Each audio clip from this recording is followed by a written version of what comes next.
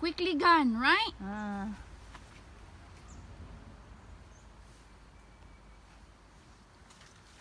So cute.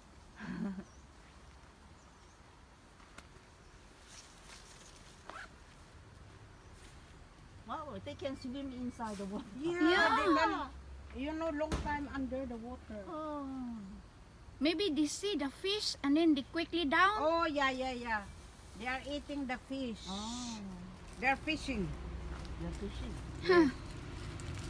The duck is very good. So pity on me. Sorry. Ganda nila, oh. I feel weak if I'm hungry. Naglalangoy-langoy ang mga baby. Kanina hindi sila lumalabas, na doon ako sa baba. Ngayon ito na sa malayo, talaga lang. Ay, 4 na. Ayun ang isa, oh. 4 Wala, nawala. Become 4 already. Mayo. Nanikan. Oh, and then, andun na naman, oh. Kaya pala. Where's the mother? There, beside. Ah, beside? Where? There. Sleeping. In the, on the tree. Ah.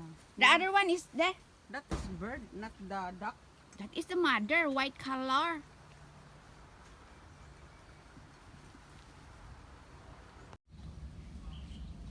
Let's go. We still have time. Later, a little bit. Nagkuha muna ako ng video.